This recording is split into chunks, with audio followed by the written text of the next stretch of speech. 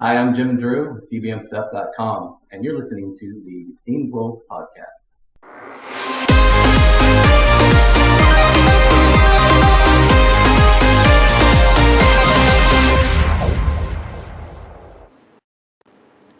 Hey, it's the Scene World Podcast. I'm AJ, and he is Jörg in that slightly off-center picture over there. Right. How's it going? This is Scene World. Yeah, good. Welcome to the podcast. Thank you. So in a minute we will talk to Chris Abbott and his book Little Book of Computer Chips Volume 1 till 4. So that is in 1 second, or a little more than a second. That's once we get done with the news. Right. So news. Clap my hands. Well, Up around 2 times. For once, I guess most people heard about the Nostalgia Nerd. I'm a subscriber myself. Yes. And he actually reached out to us via Twitter a few weeks ago. And by the time you are listening to this, he will have released a video on YouTube about the Commodore Brand mystery. And our parts of Commodore Italy and the pet phone is in it. Including my terrible unboxing snippets. And my terrible review. And parts of the podcast interview. Mm-hmm. So thanks a lot for approaching us and us being a part of this video. We're a reference. We've become a reference. Right, yeah. That's cool. Well, I mean, there are not many people or publications in English that have so much info. I think we are the only ones that actually had a review unit and an interview. One review unit that Jörg had to unbox and then mail to me to review. Right.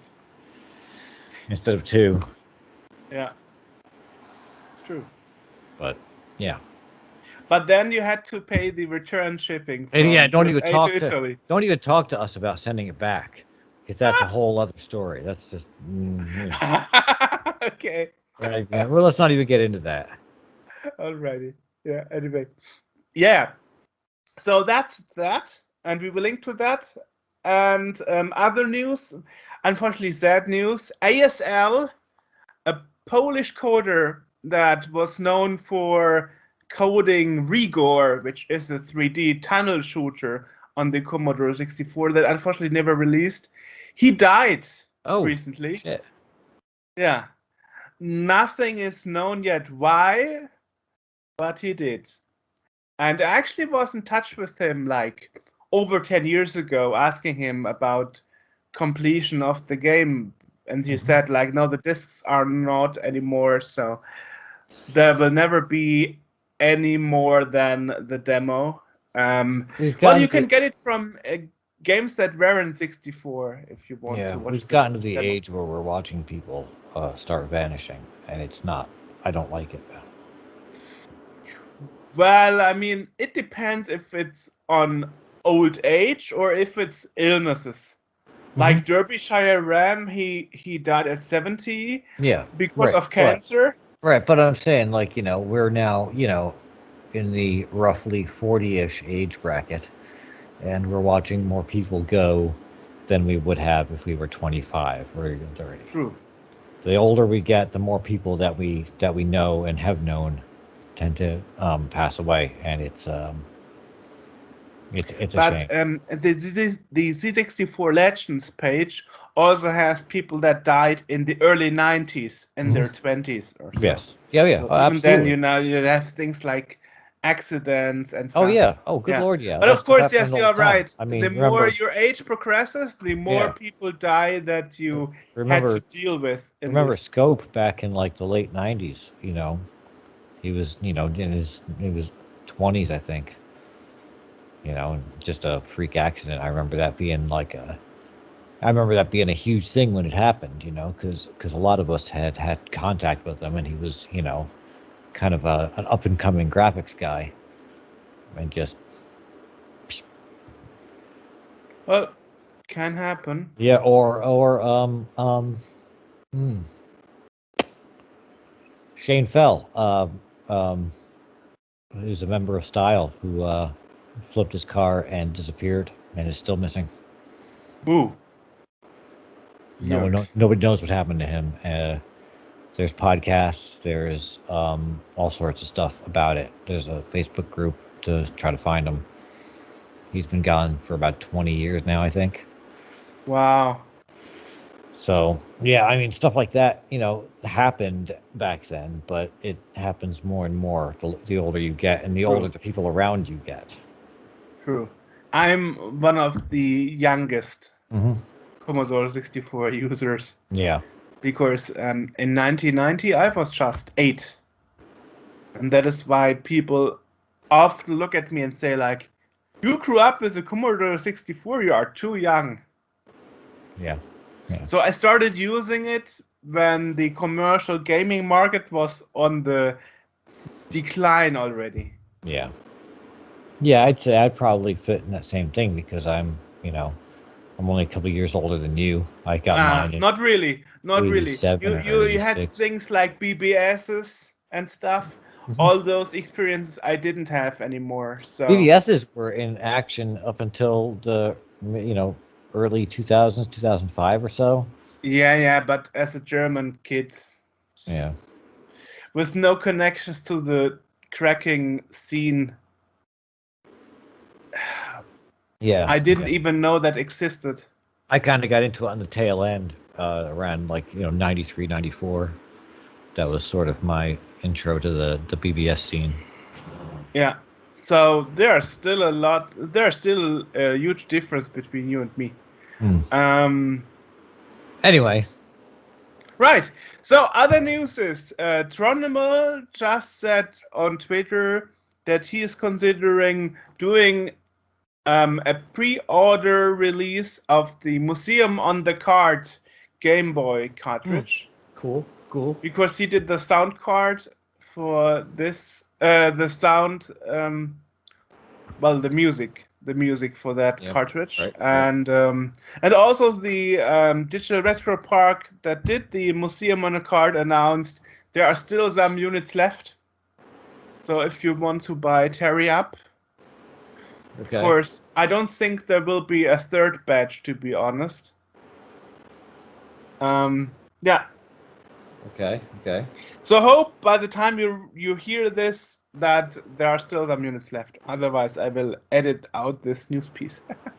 I got a piece of kit right here that is being worked on by a guy named James Johnston.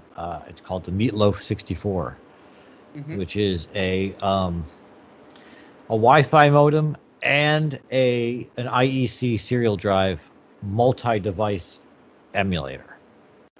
I don't know what that means. I mean, there's stuff, like so it's it's a regular Wi-Fi modem for telnetting BBSs, like as you can do.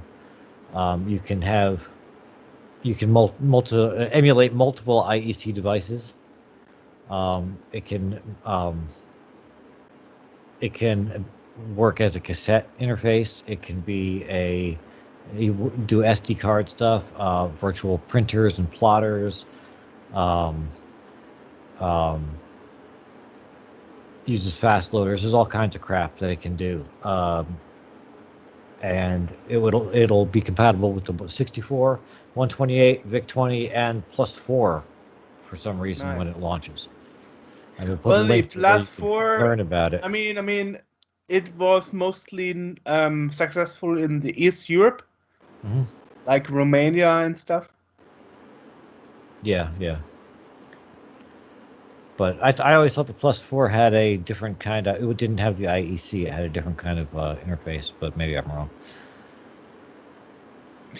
Well, alrighty. But either way, we'll put a link to where you can learn about that and see exactly what it does and how it works and whatnot. Nice. Because it could be something that people are interested in.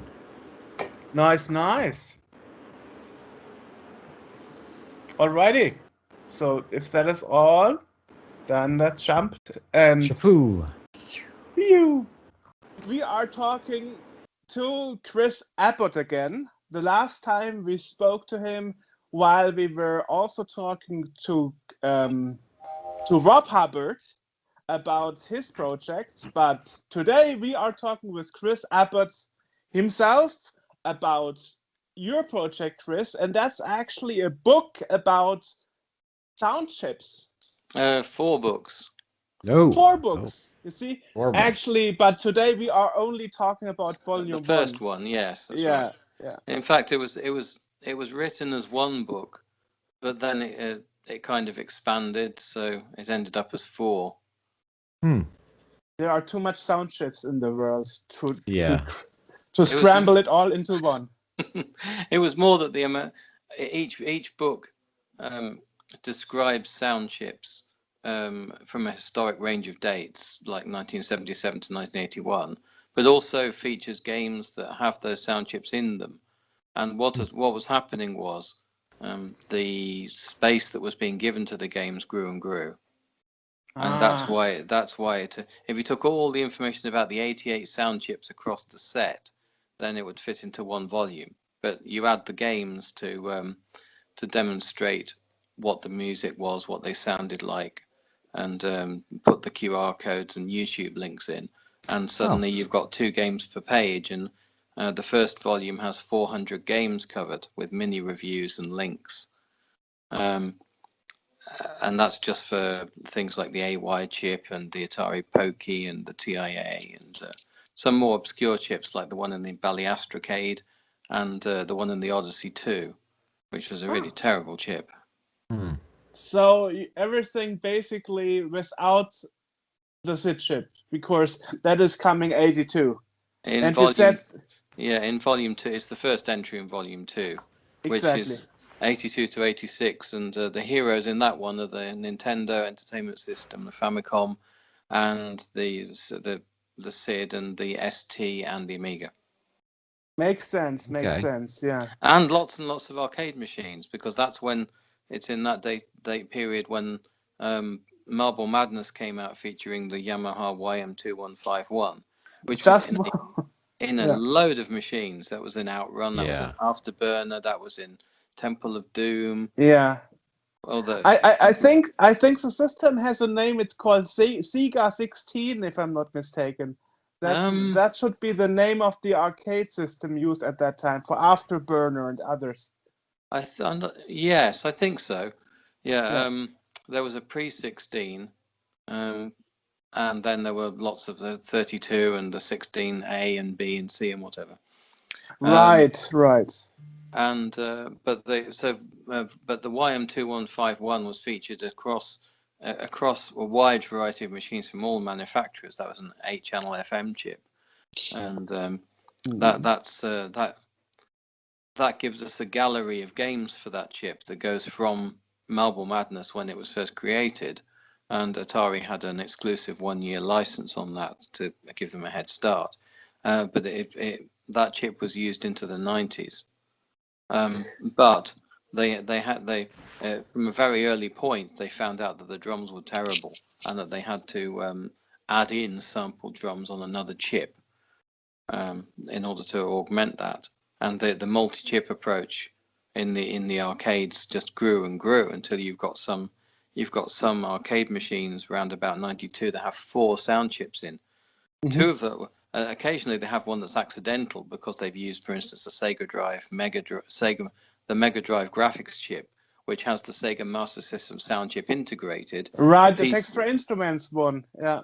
Yeah, the SN76489 compatible, the one that was in the BBC and the ColecoVision and a lot of other stuff, but not as many things as the AY3, which is in Volume 1 and which was in the Spectrum, Amstrad, Intellivision, which is where it first turned up.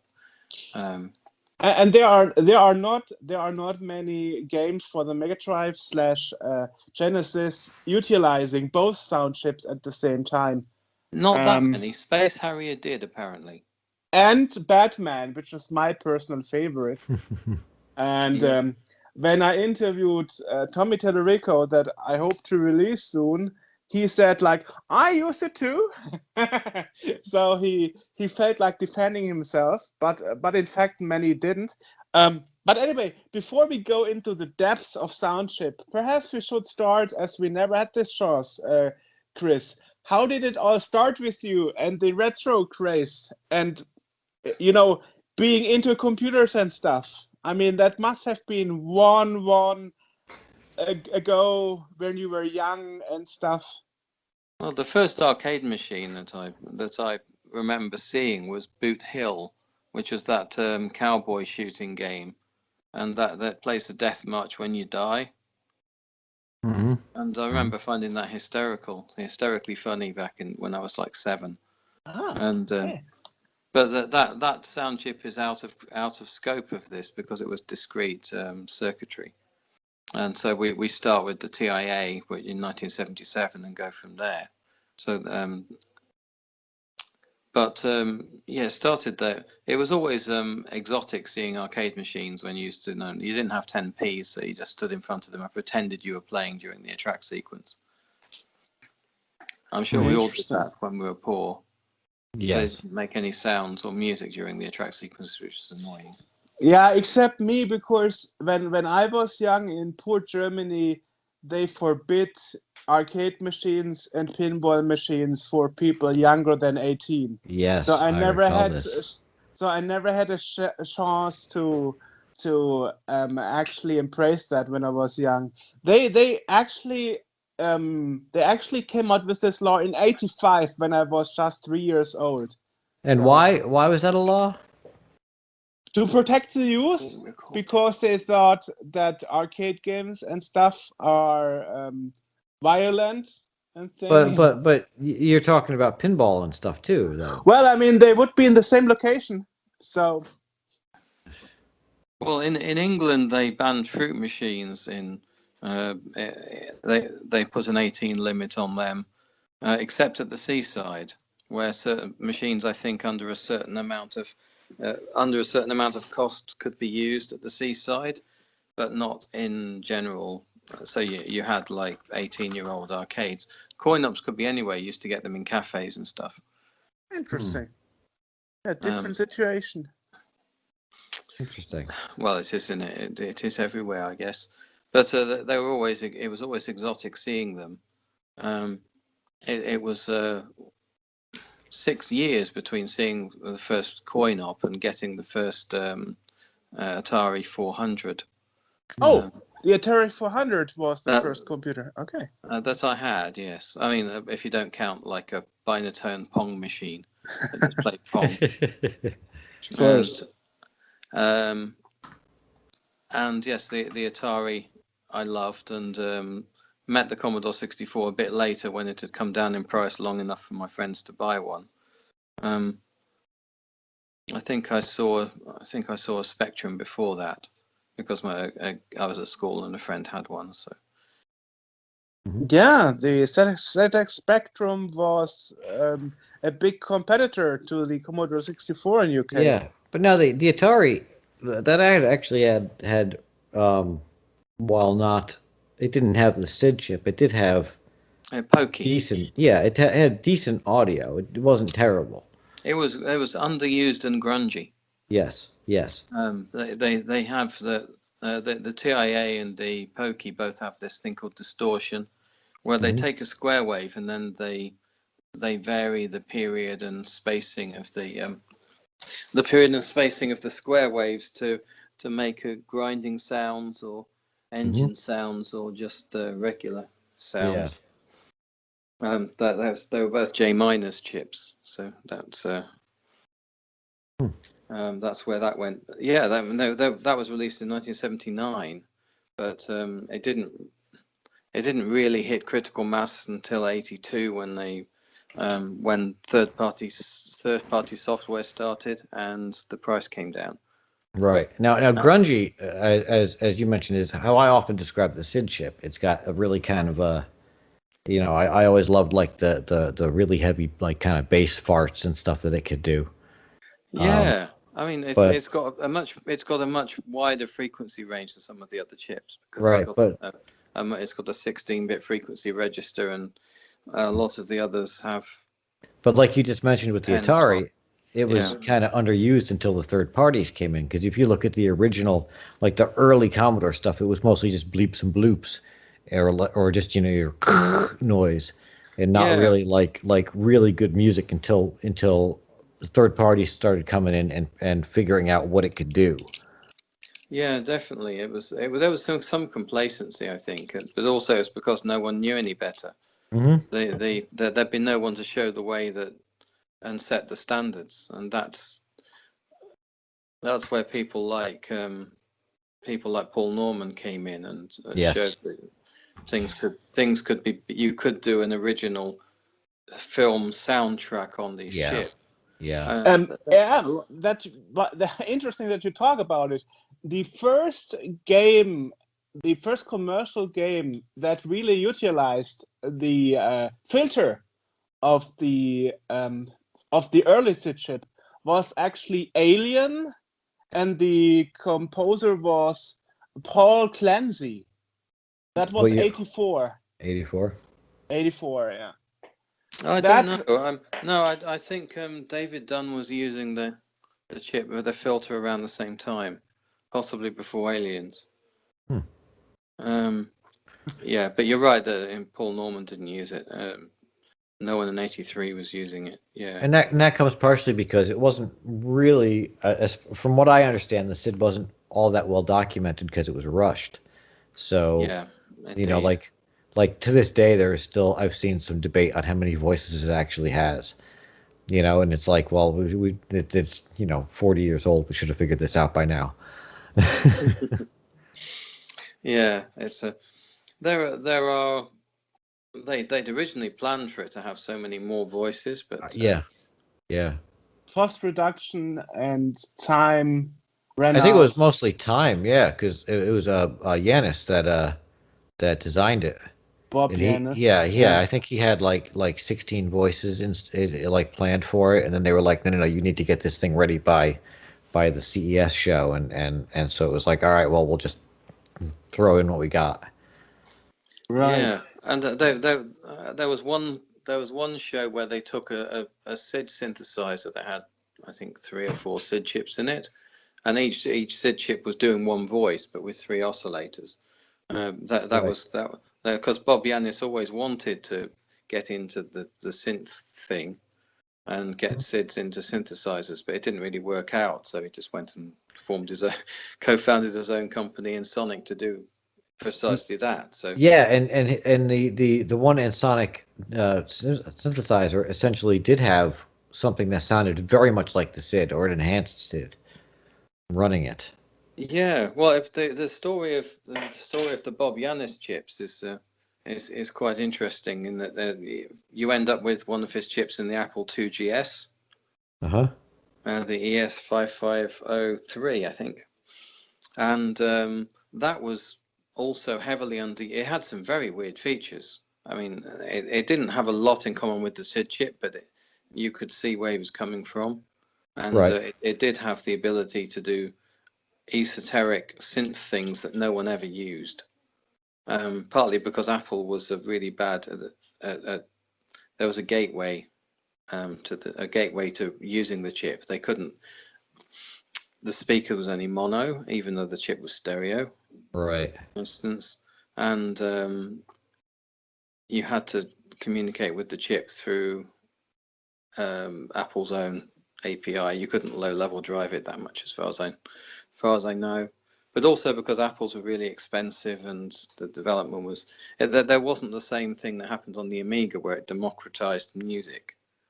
Apple was always expensive, and you had to, even to get stereo, I think, out of it properly, you had to buy external hardware. Right. I never realized about that. That was the GS? The Apple II GS, yes. Huh. There's one things that's again in volume 2 of the book, I think. The chip was designed in '84, but only deployed in the 2GS in '87.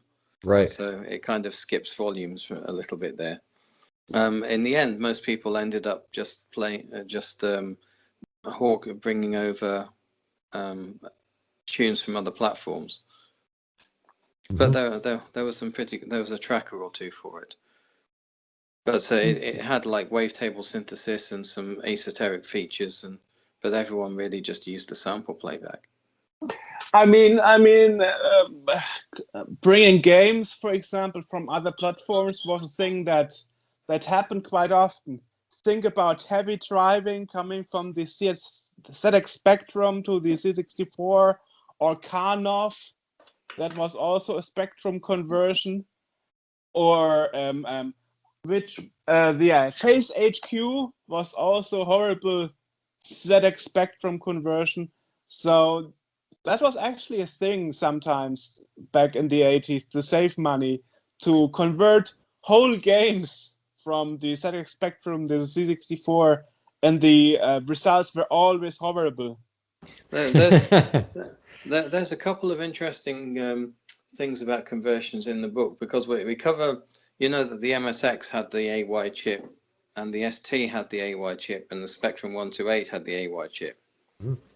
So you got a suspicious number of conversions from the Spectrum to the MSX, where they obviously it's the Z80 and no graphics chip on either machine. So right, the color clash problem.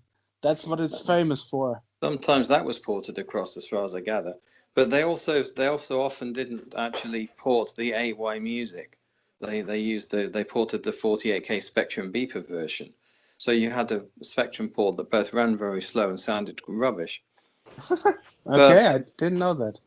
But when you've got, especially in Spain, because the MSX scene was a bit bigger over there, so it was commercially worth porting stuff. But you also had the Atari ST, which had a variant of the AY, which is in Volume 2. But some composers ported the frequency tables and the driver code straight across. It's basically the music data and the note frequency with a different driver, because it's a different CPU. Interesting that you mentioned Spain. Actually, I was aware of that. I interviewed once Paco Portello, who was a Spanish pioneer and coder. He did the first cutscene in a computer game with Bugaboo the Flea, and he told me about the MSX and Spectrum and the conversion and stuff. Wait. Slow down. I thought the first cutscene was in Pac-Man? I thought the first cutscene was in a different game. Wasn't that? No, it is in Bugaboo the Flea. I thought it was one of the Maniac Mansion games or something. No. That was the first time Ron Gilbert coined the phrase cutscene. Oh, okay. Okay. But the first game with cutscenes was Bugaboo the Flea. Okay. Which I think was 84, if I'm not mistaken. You mean games with games on home computers, because Pac-Man had cutscenes in 1980. Yes, but I mean on computers, right?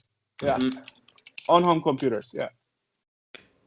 Bugaboo the Flea, right? Yeah. Yeah. Huh. It was published in 83 by Quicksilver, and then it was ported to UK, and there it made the jump from MSX to Spectrum ZX, C64, and so forth. That's a lot of jumping, but you'd expect that for a Flea, I guess. Yeah, sure. Well, I mean, if you mention the Spanish scene and the MSX, I had to throw it in, especially because the interview I did with a Spanish translator, because Paco Portello doesn't know English. So if anybody's interested into that, we will link to that interview. Yeah. But so there was the music was converted often from, like, Tim Follin and David Whittaker, for instance, converted the music directly. They had to have a different driver, because obviously it's Z80 versus 68,000. But they use exactly the same music data and note frequency table. Mhm. And what that means is, because the AY on the spectrum runs slightly slower than the ST, you can tell when this has happened because the ST version sounds slightly higher in pitch and more stressed.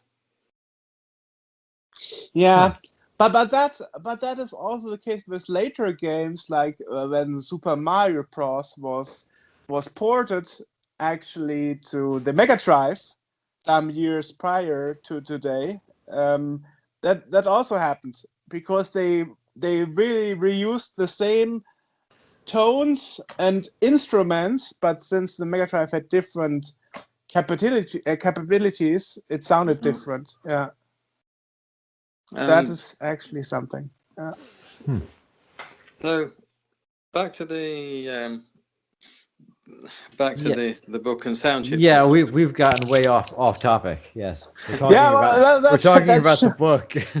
Right. Well, Yeah, well, I mean, it's interesting because most people don't talk about sound chips and conversions from one game and one system from another.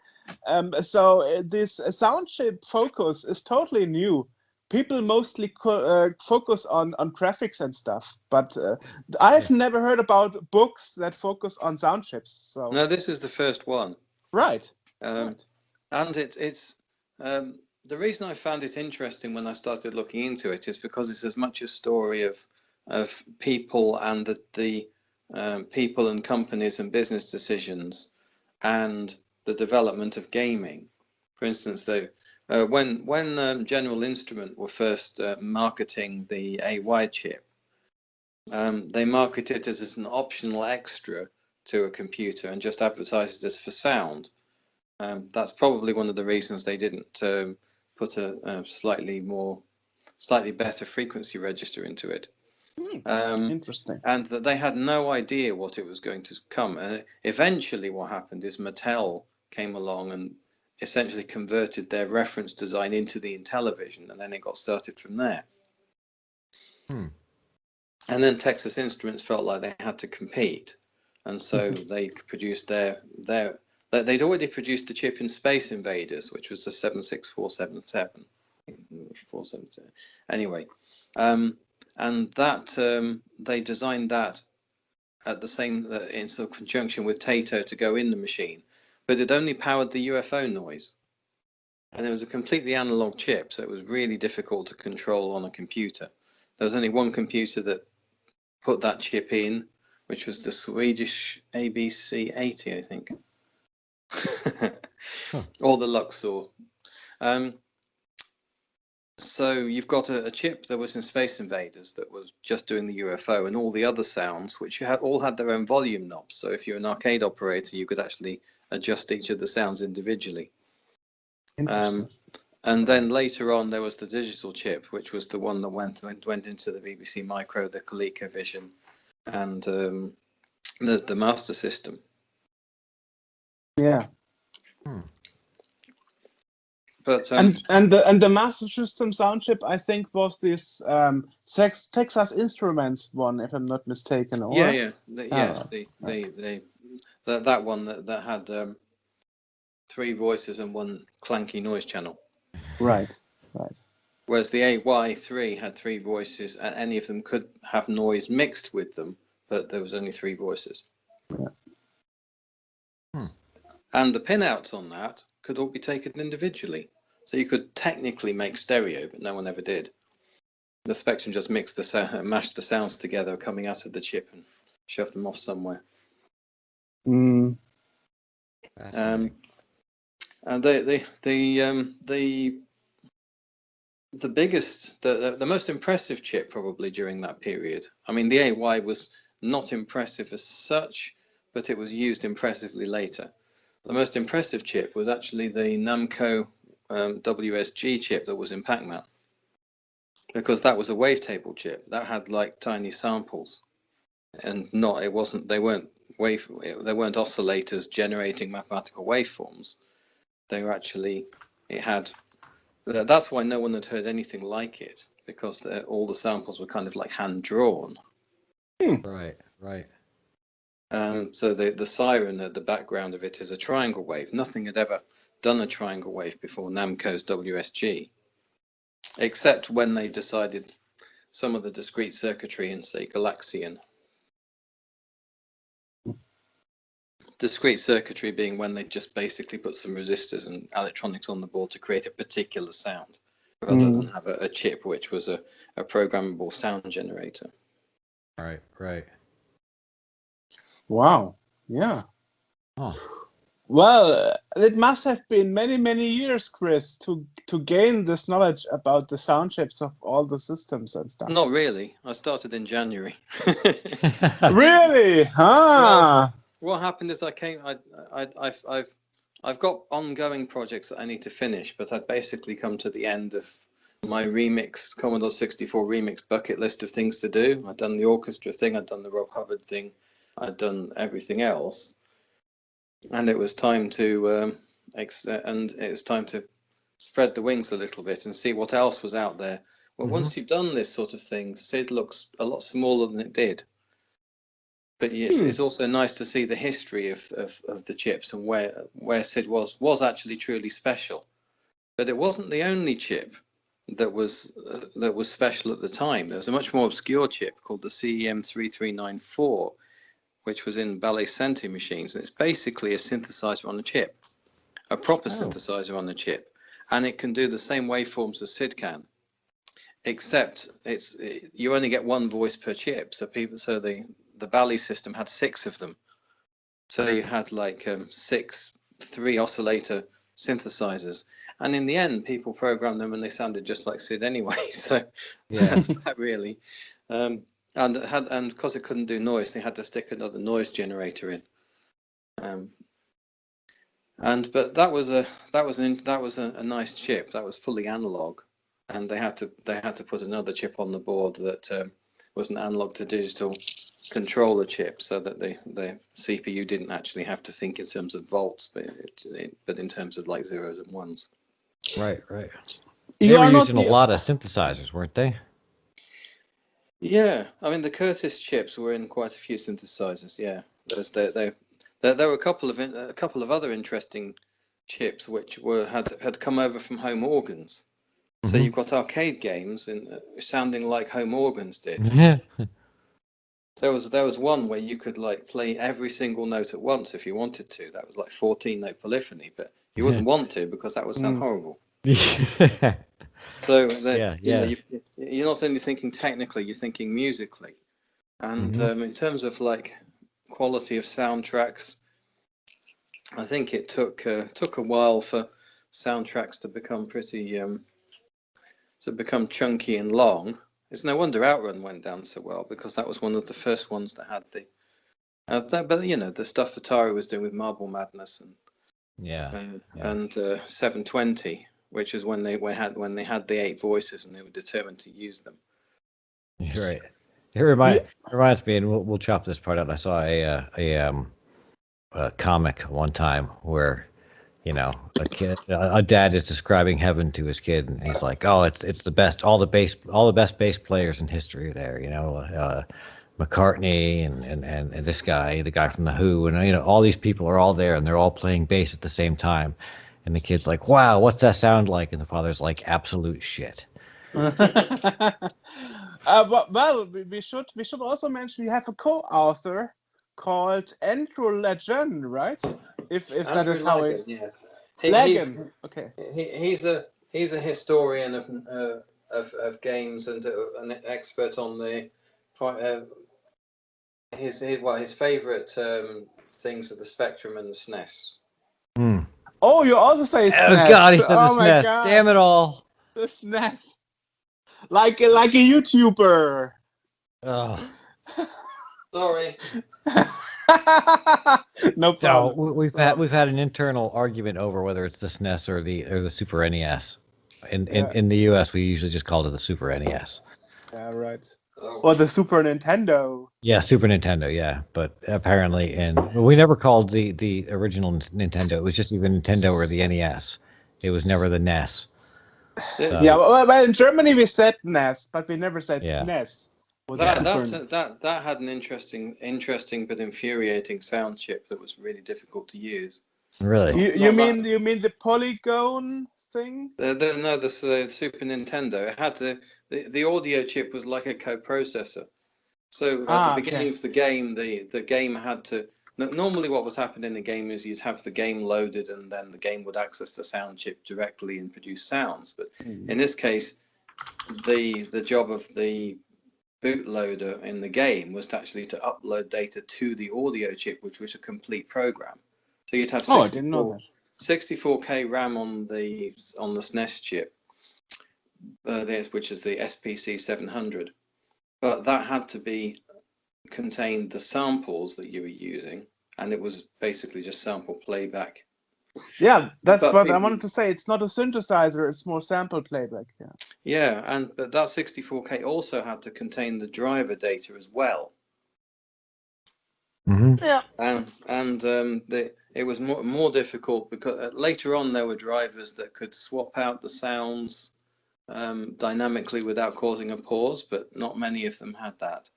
The game's got some the book this is volume 3, I think now, has some great information from Alistair Brimble about how that was done. And he goes into he was a Nintendo authorized developer, and there were very few of those in the West at the time. So he gives us some good information about as far as he could, given he's still probably under Nintendo non-disclosure agreements. It was a sound chip that was actually called Nintendo SSMP, according to Wikipedia. That was what the sound chip was called. The Super Nintendo's chip was officially the SPC 700, but these chips get lots of different names, like the one in the Saturn was called the SCSP or something, but also it had a Yamaha name, YMF 292F, I think. An interesting quirk is that the PlayStation's sound processor was done by the same guy who did the Super Nintendo's sound processor. Oh, didn't know that. Okay. Except with a lot more memory. Of course. There was a direct line of descendants to. Of course, they weren't identical because technology goes on, but. That goes into volume 4, which actually has a fair amount of information from Jason Page, who was at Sony at the time and writing their demo discs. Yeah, Jason Page also did music for the C64 for games. Yeah, he was at Sony, but also at Graph Gold doing their Amiga Iridium 2, some C64 music. In the late 90s. Right. Yeah, I've been able to draw on my celebrity friends to Whoa. Graham Norgate gave me some interesting information about the Nintendo 64, for instance, and about how they worked out how they could use OGG on the GameCube instead of Nintendo's stupidly custom ADPCM format. Well, back in the day, you never knew what was best. You just did what you think was right. Or what the developers' spec sheets told you had to do. So Sony had standards and Nintendo had standards, so they tended to tell you what to do. Yeah, but I was interviewing Stello DeSouza, for example, who did Game Boy Color music and Game Boy Advance music, and he said all those sheets from Nintendo were crap. He dumped that and did his music on an Amiga and just wrote a converter instead. That was quite common. That happened a lot on the Archimedes as well. Yeah. Most Archimedes music basically sounds like Amiga music. Mm. And the stuff that doesn't sound like Amiga music sounds terrible because it's made by someone who didn't know, who had to write a driver from scratch. For a platform that wasn't that interesting thing is, and I let that in. He said he also got the Game Boy Color sound system the producing system from Factor 5. And that's interesting because everybody is loving Factor 5 because, you know, Turrican, Star Wars games, all those things they did. But he said the Game Boy Color sound system, the composing system they sold was total crap. I was like, ooh, okay. Well, they did right. It was Software Creations, I think, who rescued the Nintendo 64 people by releasing a really good dev system. Yeah. The Nintendo 64 was a very weird. It had the main CPU and then a processor which was devoted to graphics and video. So graphics are video and audio. But if you use the audio, it was at the expense of the video and vice versa. Right. So Factor 5's in the system on the Nintendo 64 kept a track of the CPU on both and kind of swapped loads. But they advertised it when it came out as like having 100 sounds at once, which is fine as long as you just want to listen to sounds and don't want to see anything. So Graham Norgate, he did GoldenEye and Time Splitters. He said that that taught him to actually test the chip out before believing any of the manufacturer's technical boasts. Yeah, well, I mean, you had some problems back then because, as I learned, people didn't even know about the differences of the SID chips, you know, or that several Game Boy revisions, hardware revisions, would sound different, you know. Those info people back then didn't have. You know. No, there was. I guess you could never get that. You could never. Sorry, hang on. Okay, you could never get that many people in the same place. Right. Not that. Sorry, you could never get that many computers in the same place, so you could test them out. Even your average software house that had like 10 C64s, that might not cover the whole range of possibilities. And if you go back to the years 83, 84, they even didn't know about the differences of the anti-C and Paul timing for the music. So yes, some people still don't. Yeah. I wonder if American users had like a much more stressed much more stressed approach to Commodore 64 music.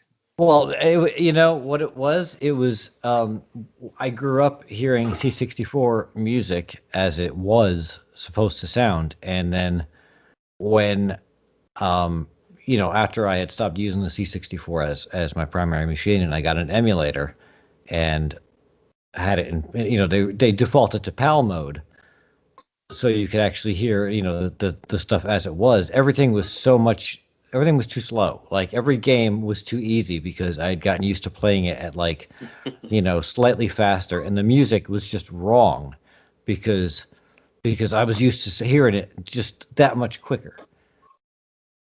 Yeah, for us it's actually the opposite. Prime example would be summer games or California games or stuff. Yeah. Well, now you played them slower, right?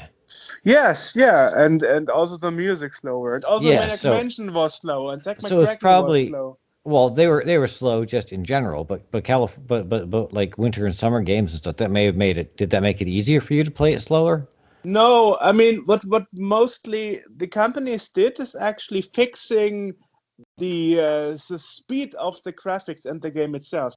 So, for example, our Zack McCracken, our Maniac Mansion would run at the same speed as the American one, as they would change the synchronization of the graphics, but the music would be slower.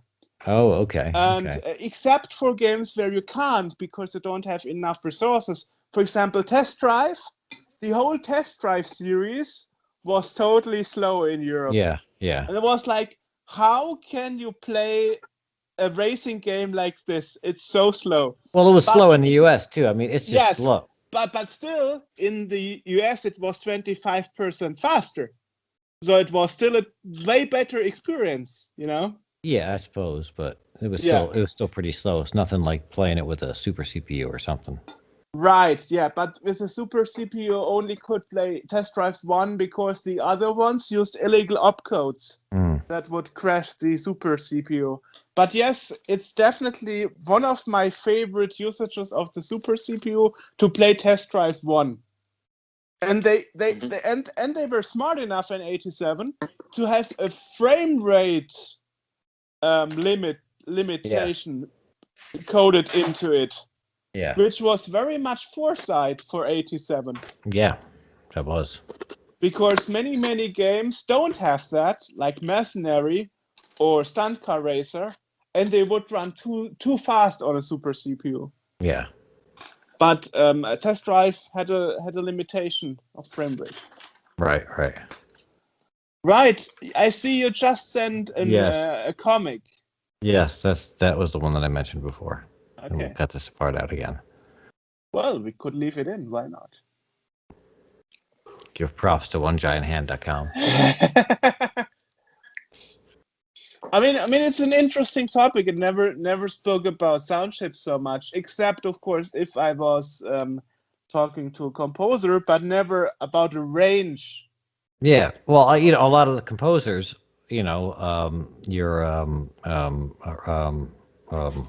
Dave Lowe and whatnot, he would compose. He used a lot, yeah. Yeah, he would compose separately on each one so that it would sound good on each one. Same thing, I believe, with your own tell. If he did if he did music on two different machines, he would compose it for those machines, and not just convert it over, and have it sound weird. He was him and Tim Follin are two of the people who have cracked the Nintendo chip music fan base. Yes. Especially Tim. I mean, his stuff is the junction, I think, between Western chip music and Eastern chip music, Far Eastern chip music. And we've got in volume 2, I think we've got a nice discussion about the difference between Japanese chip music and European chip music, such that it's also, when you look at the Nintendo expansion cartridges where they started adding sound chips into the cartridges, it all makes you realize that the iconic sound of chip music here is the wibbled chords. Right. It's interesting that the Commodore 64, if it had had more voices, would never have sounded like that. I know. And the Nintendo games hardly ever sound like that because they don't like the sound. Right. Not everyone doesn't like the sound, and sometimes people get away with it. But, well, the thing with the NES is different because the actual Famicom had more sound compatibilities. It had more voices and stuff, but the NES was kind of triplet. Yeah. You had the extra voice in the disk drive. Yes, and some composers, actually quite some composers on the Famicom would use that. No? Yeah, we've got a list of the ones that did. Right, but actually there's a hack for the NES. If you do some wiring, you can actually restore those voices. Well, if the cartridge is working in PAL. Right. Yeah. That's when I looked at it, it seemed to me that what they'd done when they turned the Famicom into the NES is they'd put the Famicom's expansion port at the bottom, the Famicom's cartridge port at the bottom, and turned it into an expansion port, and then put a fake cartridge port for the NES cartridge. Is that what that thing was? Yeah, so I think it was only used to do Telnet to do Twitter something. Nothing was ever released for it, but yeah, there was always that little thing that you could take the little cap off, and there was a little port at the bottom, and I had never noticed what that was. Actually, it's not entirely true. There is a tester unit that actually utilized that port That's what I assumed it was for testing. repair services and stuff, you know. But it seems to me that because that port has the audio has the audio connector to the audio chip that the Famicom had, but the NES didn't. It seems like it's just repurposing the Famicom cartridge hardware, perhaps. cartridge slot. Perhaps. I can't prove it. Yeah, but Nintendo did weird stuff. For example, for the American market, the second version of the NES, the top loader, is actually worse from the graphic perspective because they removed the composite connectors. Oh. And the top loader NES, the newer NES on the American market, only has RF. So you only have analog antenna output, which is horrible. Yeah. And we would think, why would you re-release a console, improve the connector problems, but get rid of the better video? Yeah, because of cost reduction. Yeah, I think so. Yeah. It was interesting how many cartridges had the expansion chips on them, given the focus on cost reduction. Yeah, well, I mean that's actually the thing. It depends really on the company and the publisher and stuff. I mean there are stories on the internet how Another World was converted to Super Nintendo, and the coder wrote that the game was crappy because she didn't get the Super FX chip and she didn't get more RAM, so she had to do with too little resources to convert the game to the Super Nintendo. Fair enough. Yeah. But well, yeah. That's it. Sometimes you have to work with what you don't have. Yeah, and some people were able to get decent sounds out of things. Like I remember reading somewhere how much your own was able to make the RoboCop theme or RoboCop 2 or whatever it is he did sound. RoboCop 3. RoboCop 3, yeah, yeah. His NES version sounds almost exactly like the C64 version. No, it's not true. It's not true. No, it doesn't sound exactly like that because it doesn't have the melody voice. Right. Because it's damn close. It's damn close. Nah, not really. Yeah. Not really. What he did instead is for the NES version, he more focused on the bass. So you have more bass. But the sound, however, is not close to the 64 version at all. No, that's not true. At least not for the intro. Not like it sounds like a 64, but it was a solid conversion of it that captured a lot of the oomph of the SID version. Well, no, that's exactly the point. The SID version had no oomph. What are you talking about? The SID version had no oomph. No, the SID version had no oomph. I mean, no, there were more. It was more melodic, but it wasn't. It didn't have bass as much. But the NES version was the one with much more bass. We're gonna have to agree to disagree on this one. No, I mean, look it up on YouTube. If you probably remember it wrong, you can look it up and compare it. You will see that I'm right. I know this one because I got it imported from Italy, the NTSC version, just because of the music. Because the European version plays too slow, which is silly, but that's actually true. The differences between the NES and the SID chip is actually pretty pretty representative of the difference between European and Japanese chip music as well. Mm-hmm. Because the NES had 5 voices, had two pulse wave, 1 triangle, noise, and the sample channel. And that was the first sound chip, as far as I could come across, that actually featured some variant of PCM. Because the Namco one had wavetable, of course. I mean, in the home computers, ADPCM chips like the MSM 5205 were already coming out in the arcades around about 1981, but they were actually marketed as speech synthesis chips. But in the end, people just used them to play drum parts and other stuff. One of the interesting things about that I did in the book is, you know that MAME. Sure, we allows know you to- MAME, yeah. MAME allows you to turn down the volume of the sound chips in the Yes. machine individually. And it's a fascinating experience to play an arcade game and then see which chip is doing which sounds.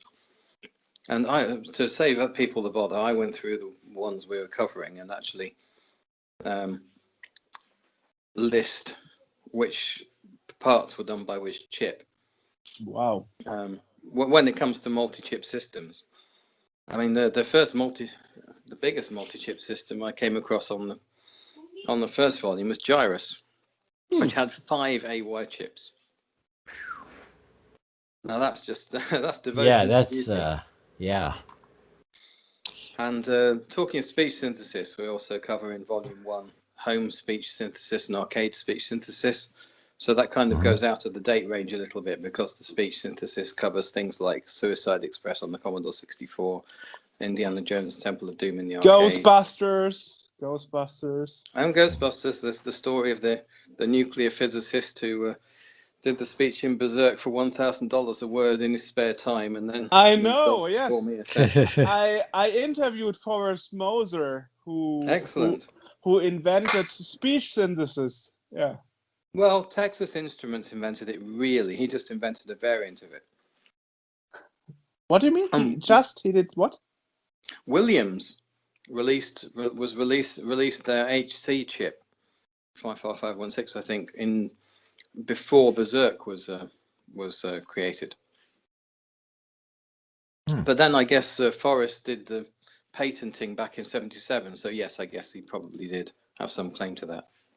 Yeah, he is seen as the inventor. I mean, he actually told me stories of how he invented the first speaking calculator and stuff, and the first elevator for blind people that speaks, and actually to test it, he would like a few hours a day. He would actually go up and down to make sure it works and stuff. I was like, oh my god, that's tedious. That's tedious work, Yeah. Yes. So the home speech synthesis was mostly about the limited phrase things they put into there has an option for the Intellivision and an option for the Odyssey, but also the Curra speech synthesis on the Spectrum and SAM on multiple platforms actually, but only got into games on the C64, I think. There's a brief detour. You mean SAM? SAM, yes. Yeah, but SAM was originally a system for blind people to read books and stuff, right? Yeah. Yeah. It's amazing how chips started out one way and became but ended up doing something entirely different. Yeah. It's interesting. Yeah. The first chip in the arcades which did speech was the Williams HC 55516, which was in a pinball machine called Gorgar, and was then used for a phenomenally long period of time into the 90s to do the speech synthesis and things like NARC and Smash TV.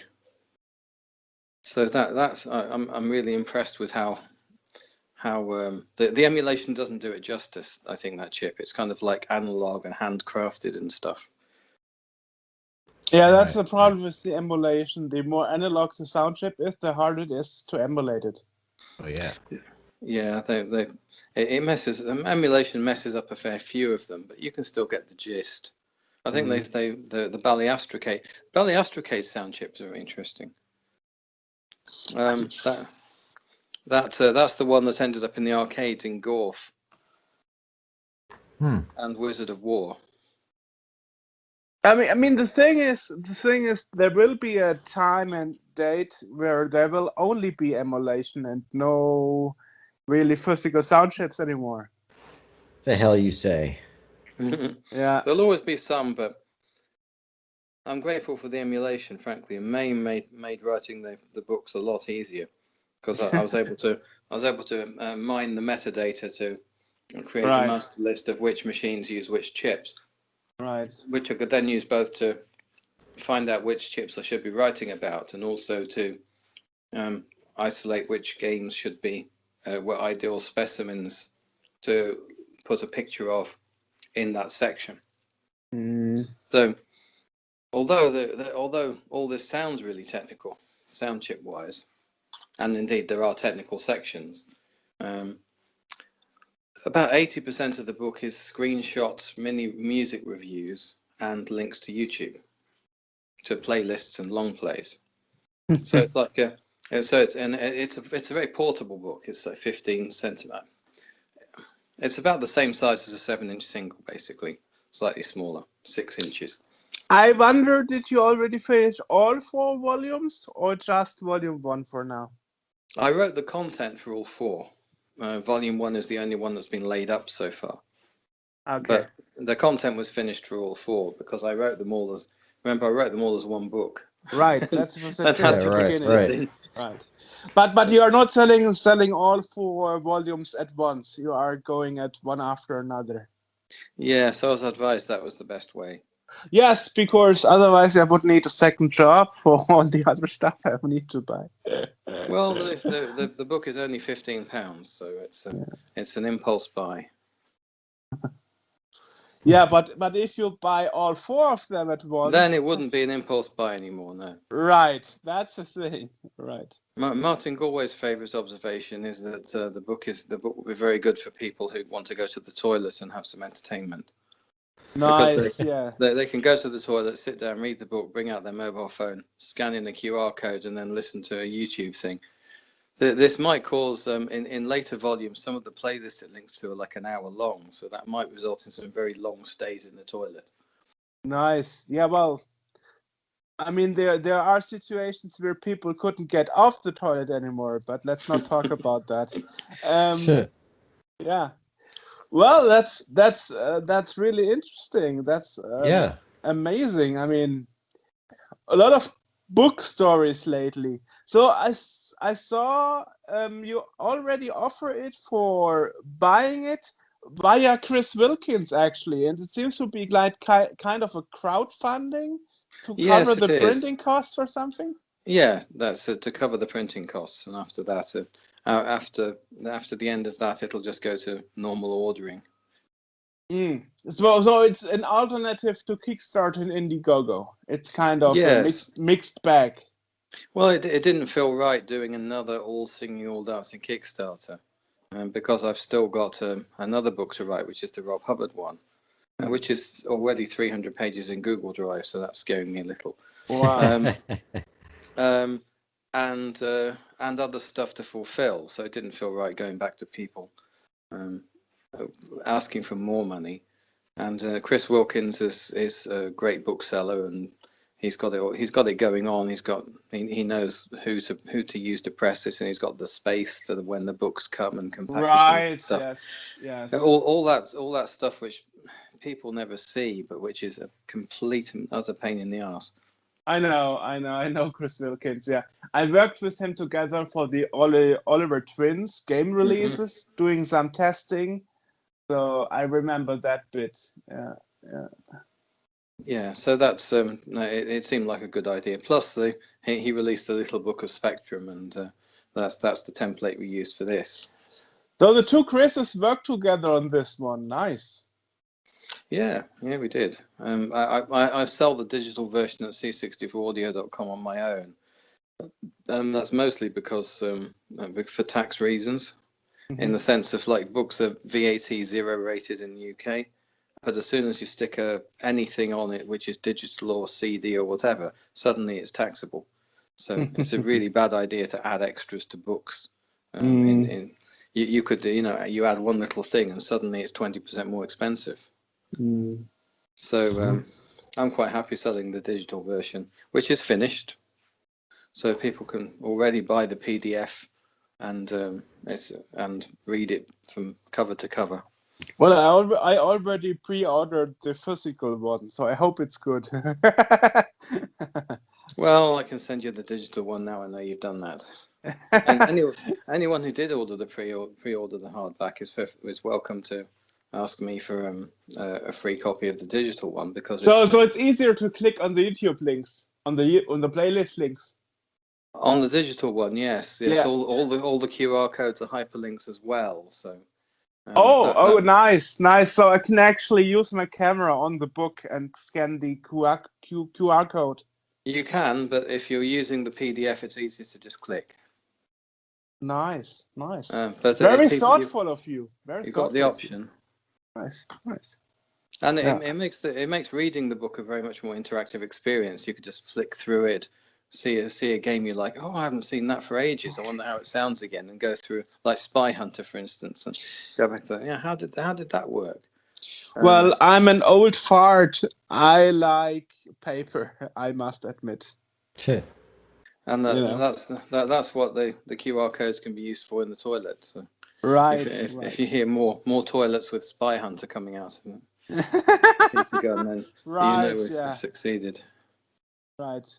Having an iPhone or iPad holder in your toilet just for the convenience of scanning QR codes out of SID books or Soundchips book rather. All of the YouTube links are stored in a central database as opposed to hard coded into the book, so we can keep the list up to date over time. Wow. So very, very much thought went into this to make it perfect. I already hear. Nice. Oh yeah. Nice. So this book spread over 4 volumes will be a groundbreaking, kind of being the only 4 volumes book about Soundchips.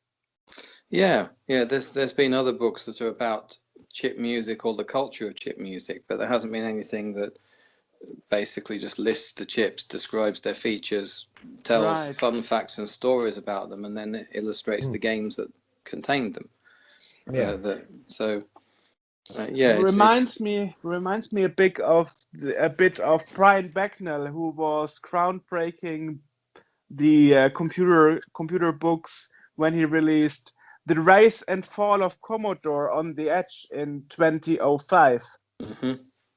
That was one book of a kind. I mean, it really changed how we saw the coming of the home computers, because before that, at least here in Germany, you would be taught that all the home computer craze started with Apple, and nobody would mention Commodore, Well, that's right.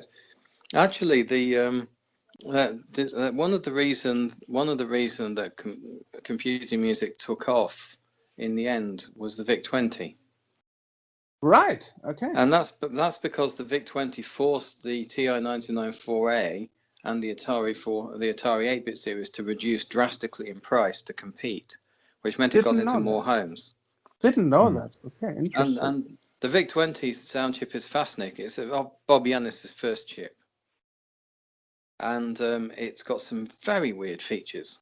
Like each of the 3 voices has a different note range. You've got bass, treble, and treble, alto, tenor. I think 4 voices. No, 3. Anyway, and the noise, the waveform itself is supposed to be a square wave, but actually looks like a slightly pointy sine wave. And the noise is done in a completely different way to every other single chip. Most chips do the noise in a certain way, so that if you can hear a pitch, it's because of a notch in the sound as opposed to a peak.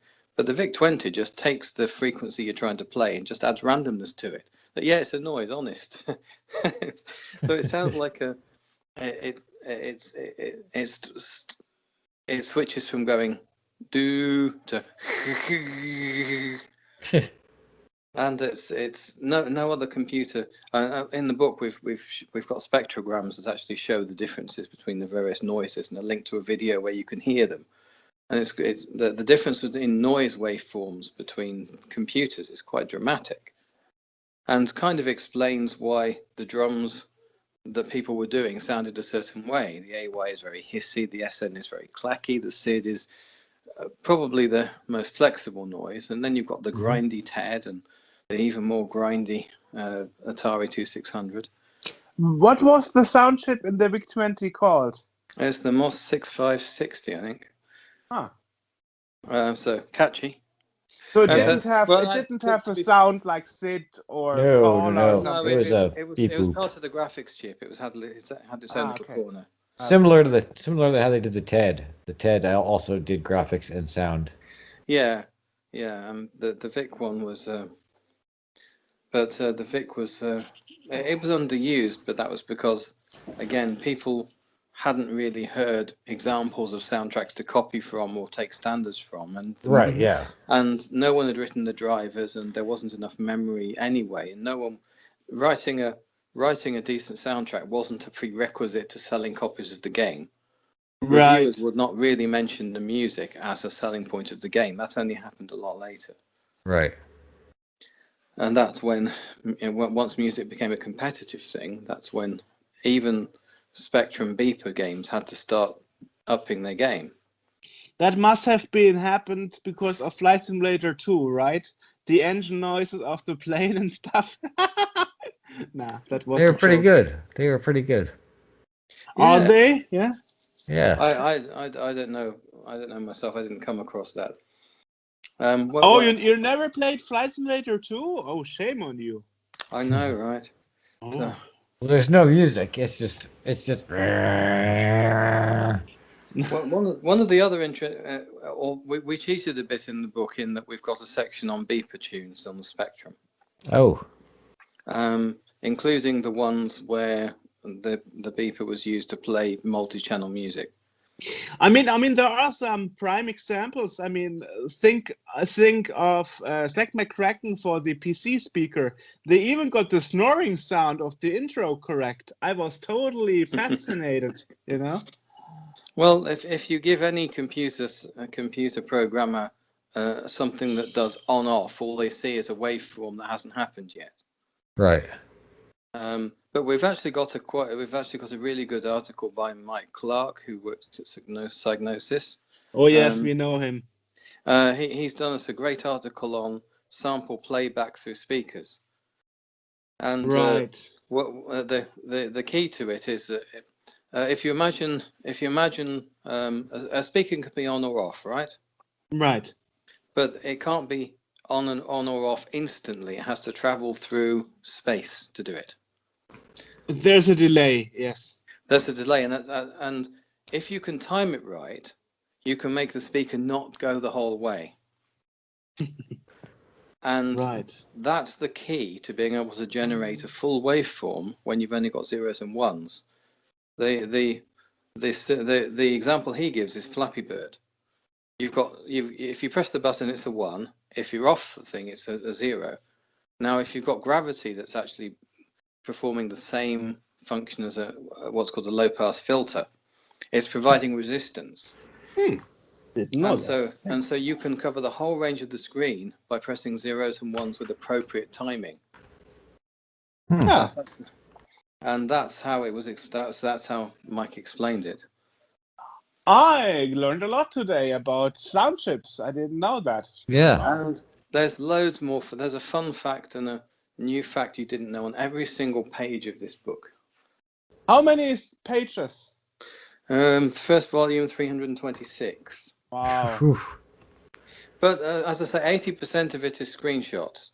So basically you get a nice information dump, and then the brain gets some nice pictures to look at and some short, very short reviews. The reviews are almost zen, so that they don't require a lot of your mental attention to kind of take in what they're saying. No one has to read mountains of text if they don't want to. Right. It doesn't distract you from the sound chip knowledge. No, so you get the sound chip knowledge, and then you get some nice relaxation, and then you're ready to learn about another chip afterwards. Or you can just delve in at any time, find a chip you like, which is probably how most people would do it. They just go to their favorite sound chip first and read that, and then go further afield and maybe check out a new sound chip like the Ballyastrocaid or the 8244 that's in the Odyssey, or some of the more obscure ones. Just some side information. When we mentioned Boogaboo the Flea from '83, it actually won a few prizes for worst soundtrack of a computer game in '83. So And had quite a lot of competition back in 1983. yeah, right. But it's one of the worst, at least on the Commodore 64. But you have to know that the Spanish designers were physics teachers in university, and the game was actually just having a physics calculation. Well, and then putting it into a computer game. That is how it all started. So you can't blame them for bad music. It was not their main goal. Well, there weren't a lot of, the computer musician back for quite a long while, certainly through Volume 1, computer musician wasn't a job. Right. And two of the first computer musicians that were hired in the West were Earl Vickers for Atari, who's actually also been, his notable achievements include Tron, converting the music from the film for the Tron game, and a lot of the iconic Atari stuff, like is in the background of like 720 and the Star Wars coin ops. But also Fred Gray when he joined Imagine, and Imagine were quite ahead of the curve on that one by hiring someone to do the music. I guess they just wanted to be able to boast they hired someone to do the music. Well, where can people find your book? I don't have a URL handy. Oh, well, they can find it. If they go to c64audio.com/little books, then there's a link to, you can buy the digital file, and there's a link to the hardback page. Which leads then to Chris Wilkins. Yes. Nice. We went over 200 pre-orders today, which is 50%. So that was nice. That's nice. So the Excellent. printing costs will be covered almost. It looks like it. Yeah, definitely. Well, there will be much more pre-orders. Yeah, and the thing is, when all 4 volumes exist and there's a slipcase, then people will be like buying the volume they like, and then liking the book, and hopefully buying the previous volumes. Because they feel like to collect the set, and also because it's interesting. It is. It's an entirely new way of experiencing. It's like a giant YouTube illustrated playlist. Right. And of course, it's arcade games. Right. I definitely need some enjoyment book while I'm taking a dump each morning. So. Okay, you take it in, find the game you like, you scan it in, and you can watch a long play or a playlist. Nice. Even the arcade games. Alrighty. Nice. Wonderful. Nice. Yes. Yeah, Chris. So we will put a link to all of that in the description below. Definitely. Cool. Okay, so enjoy your tea. Thank you very much. Talk to you then. Thank you. Yeah. See you later, guys. Thank you. See you. Bye. Bye.